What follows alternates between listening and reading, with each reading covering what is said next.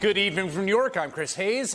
We still have 3 weeks until Donald Trump is sworn into his second term. There's no denying that with some genuine political canniness, Trump has cobbled together an unwieldy and in many respects somewhat unlikely political coalition. And that coalition delivered him the first outright popular vote victory for a Republican since George W. Bush in 2004. It's only the second time it has happened since the end of the Cold War. Now Trump has to actually govern. And that is typically when all the internal contradictions in any political coalition rise to the surface. We're not even to inauguration yet, and that factional fighting, I would argue, is bigger and more glaring than almost any other I've ever witnessed in American politics. You're seeing that right now in the battle over immigration, which has been exploding among the MAGA right. Basically, Elon Musk and Vivek Ramaswamy, the tech overlords who appear to be running Trump's second-term agenda, rely on highly skilled immigrants to power their enterprises. Those immigrants come to this country to work with an H-1B visa, which provides terms that are extremely favorable to their employers and also an amazing opportunity for the folks coming to work here. Folks basically have to stay at their job in order to stay in the country. If they leave their position, they have 2 months to find a new job or risk getting deported. So you can see why someone like Elon Musk likes them so much. For example, this is not abstract. When Musk bought Twitter, and a huge percentage of the staff headed for the exits, Vice News reported on how Twitter employees on visas can't just quit. And the other side of the debate over the H-1B visa is the one that folks like Stephen Miller and Stephen Bannon have been pushing for years, that we should restrict, limit, perhaps end all immigration in the U.S., legal and illegal, right? Stuff at the border around asylum, but also H-1B visas. I mean, just listen to the two of them on Bannon's old radio show back in March of 2016. This is before Trump was even the Republican nominee. Take a listen. And they see these oligarchs down there with 54 private jets, and they're not down there for their health. They're called together by Karl Rove, and it's a Stop Trump movement. And it's a Stop Trump movement because they want unlimited HB1 visas. Isn't the beating heart of this problem right now, the real beating heart of it, of what we got to get sorted here, is not illegal immigration, as horrific as that is, and it's horrific. Don't we have a problem? We've looked the other way on this legal immigration that's kind of overwhelmed the country. The history of America is that an immigration on period is followed by an immigration off period. So see, be very clear there, right? H-1B visas, legal immigration, and immigration off period. Like, they have a pretty clear vision. Miller's going to be the one writing that border bill. So those two factions of the Republican Party with pretty profoundly different views are at each other's throats about what to do with their newfound power. Should they use the legal immigration system to continue supplying Silicon Valley and other industries with highly skilled workers? Or should they apply some new racist immigrant exclusion act, like the Chinese Exclusion Act, to deport all those workers and let Americans take their jobs? In defense of the former argument, that is continuing H-1B visas, Elon Musk spent his Christmas week absolutely melting down the social media platform he owns. He has since deleted many of those posts, including one that replied approvingly to a post calling American-born workers in general a slur, the R word, for being too stupid to be able to do the jobs that workers on H-1B visas were doing. One emblematic post is still up, where Musk tells opponents of H-1B visas to F themselves before pledging to go to war on this issue, the likes of which you cannot possibly comprehend.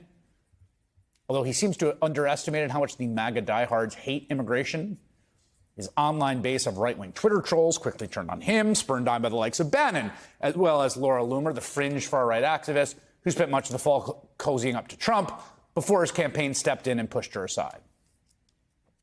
This is not a civil war because they're not tough enough. They're just not. I don't think that it's acceptable for George Soros, Elon Musk, or Peter Thiel. It doesn't matter what side of the political aisle a billionaire is on. I don't think that it's acceptable for billionaires to have this much power and this much access. On the policy dispute here, and there is a real one, Trump actually took Musk's side on it, coming out in support of H-1B visas in comments to the New York Post. Quote, "I have many H-1B visas on my properties. I've been a believer in H-1B. I've used it many times. It's a great program." Now, I have to say, I think Trump might be confused here. I don't think his properties are hiring a ton of, say, like software engineers off H-1B. As the New York Times reports, Trump has been a frequent and longtime user of the similarly named but starkly different H-2B visa program, which is for unskilled workers like gardeners and housekeepers. Of course, you could drive yourself crazy trying to track Trump's position on anything at any given moment. in 2016. Of course, he called for, guess what? The H-1B to be banned. Nobody knows the system better than me. I know the H-1B. I know the H-2B. Nobody knows it better than me. I know the H-1B very well, and it's something that I frankly use, and I shouldn't be allowed to use. We shouldn't have it. Very, very bad for workers. Regardless, it was nice of Trump to back his co-president Elon Musk this time. Not that it helped much, as Musk seems to have backed down. He now calls our legal immigration system broken. And in one sense, you know, there's a bunch of weirdos online fighting with each other. You know, it's a day ending in Y. But these people, I mean, the guy who's about to be president, the world's richest man, they're about to be in power. They're going to be making decisions. If this fight was any indication, this fractured coalition is not going to make governing that easy for them when they get in power. McKay Copton is a staff writer for The Atlantic and author of Romney, A Reckoning. Charlie Dent is a former Republican congressman of Pennsylvania. And they join me now. McKay, I thought of you because about a month ago, you and I had a conversation on my podcast, Why Is This Happening? The main theme of which was, yes, this coalition was successful politically. Yes, they won and they will control the House and the Senate and the presidency. But there are deep internal, real, genuine factions and fights and tensions ideologically. And it was interesting that immigration was the first one we've sort of seen kind of blow up. It's especially interesting because immigration has been kind of like the defining issue of the Trump era in a lot of ways, right? And in some ways, what's happening now is only the latest flare-up in a pretty old fight in the Republican coalition. You can take any presidential election of the 21st century and find this divide between Chamber of Commerce Republicans and the Wall Street editorial board on one side, Wall Street Journal editorial board, and on the other side, kind of conservative talk radio, Fox News, and the right-wing base on the other. Every Republican presidential candidate in the last 25 years has tried to straddle this line. You remember Mitt Romney in 2012? He talked about self-deportation. That was kind of his red meat to the base. He also talked about stapling a green card on every college diploma of an immigrant who came to the U.S., right? And so what's interesting is that Trump, made immigration one of his key wedges in 2016 in the Republican primaries. He was seen as this extremely populist figure. But I don't think we should be that surprised that he has now found himself siding with what is essentially the Chamber of Commerce position on immigration. Big shocker.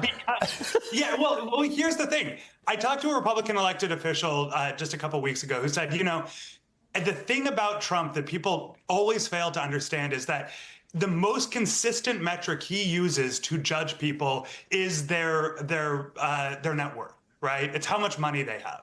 And so we should not be shocked that Elon Musk has been allowed in the henhouse. It's not because of his, searing political charisma. It's because he's incredibly wealthy. There's a reason that Trump often defers to his golf buddies and high dollar donors and allies in Silicon Valley and Wall Street.